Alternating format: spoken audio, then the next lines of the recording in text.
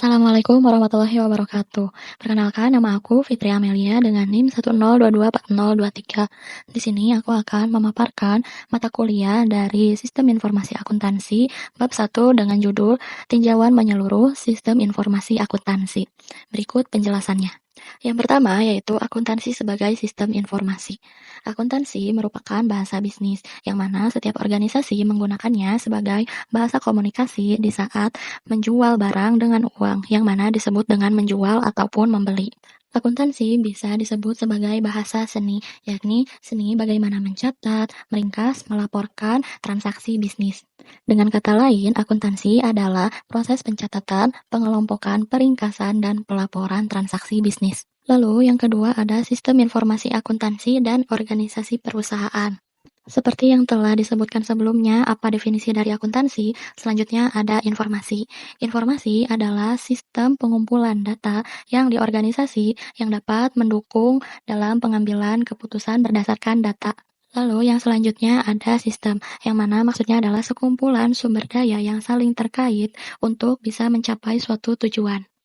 Kesimpulannya adalah sistem informasi akuntansi dibangun dengan tujuan utamanya mengumpulkan sumber data dari berbagai sumber menjadi informasi akuntansi dengan tujuannya untuk mengurangi resiko dalam pengambilan keputusan. Selanjutnya, ada 3 fungsi dari sistem informasi akuntansi. Yang pertama, ada mendukung aktivitas perusahaan sehari-hari. Yang kedua, ada mendukung proses pengambilan keputusan. Lalu yang ketiga, ada membantu pengelola perusahaan dalam memenuhi tanggung jawabnya kepada pihak eksternal. Ada 5 peran dalam sistem informasi akuntansi, yaitu mengumpulkan data ke dalam sistem informasi akuntansi, mengolah data tersebut, menyimpan untuk kebutuhan di masa depan, memberikan kepada pengambil keputusan, lalu mengontrol proses yang terjadi. Ada 3 kelompok sistem informasi akuntansi. Yang pertama ada scorekeeping, lalu yang kedua ada attention direction, lalu yang ketiga ada decision making. Dalam dimensi kualitas informasi harus ada akurat, relevan, tepat waktu, dan lengkap. Selanjutnya ada hubungan sistem informasi akuntansi dan sistem informasi manajemen, yang mana sistem informasi suatu perusahaan yang digunakan, yang mana dalamnya mencakup sistem informasi keuangan dan juga non-keuangan yang bisa disebut sebagai sistem informasi manajemen. Lalu selanjutnya ada definisi dari sistem.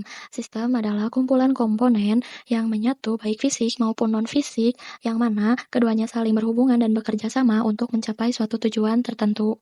Lalu selanjutnya ada ciri dari sistem. Ciri dari sistem ada 5, yaitu tujuan sistem, batas sistem, subsistem, hubungan sistem, dan hierarki sistem.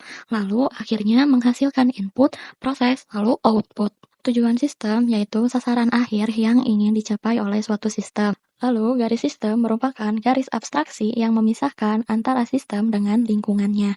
Lalu yang ketiga ada subsistem, yaitu merupakan komponen atau bagian dari sistem. Selanjutnya, hubungan sistem adalah hubungan yang terjadi antara subsistem dengan subsistem yang lain yang setingkat atau subsistem dengan sistem yang lebih besar. Lalu selanjutnya ada hierarki sistem. Hierarki sistem pada dasarnya menggambarkan hubungan sistem dengan sistem yang lebih besar yang bisa disebut dengan super sistem. Lalu hubungan sistem dengan yang lebih kecil yang bisa disebut dengan subsistem. Lalu yang terakhir ada input, proses, dan output. Input merupakan segala sesuatu yang masuk ke dalam sistem. Lalu ada proses. Proses yaitu perubahan dari input menuju output. Sedangkan output yaitu hasil dari proses yang mencapai tujuan dari sistem. Lalu yang selanjutnya ada jenis output. Yang pertama, output yang langsung yang dapat dikonsumsi atau diolah lebih lanjut. Lalu, output yang dikonsumsi oleh subsistem yang lain dalam sistem yang sama dalam suatu siklus produksi. Lalu yang terakhir ada output yang merupakan output dari keseluruhan yang dapat digunakan oleh sistem yang lain, namun dapat tidak berguna jika dibuang. Lalu yang selanjutnya ada lingkungan sistem, yang mana faktor-faktor yang berada di luar sistem yang bisa mempengaruhi sistem. Lalu selanjutnya di sini aku akan menampilkan dari klasifikasi sistem. Lalu selanjutnya ada model sistem. Yang pertama ada model fisik, model naratif, model grafik, dan model matematika. Lalu yang terakhir ada bahasa sistem. Seperti yang kita ketahui, bahasa merupakan alat untuk kita berkomunikasi. Jadi, bahasa sistem adalah alat untuk berkomunikasi terhadap sistem. Jadi, bahasa sistem merupakan alat komunikasi yang berkaitan dengan sistem. Jadi, di dalamnya terdapat simbol-simbol sebagai alat komunikasi, yang mana simbol-simbol tersebut sudah disepakati bersama atau sudah diikuti oleh para ahli secara umum. Mungkin cukup sekian yang bisa aku sampaikan dalam materi kali ini. Sampai jumpa lagi. Assalamualaikum warahmatullahi wabarakatuh.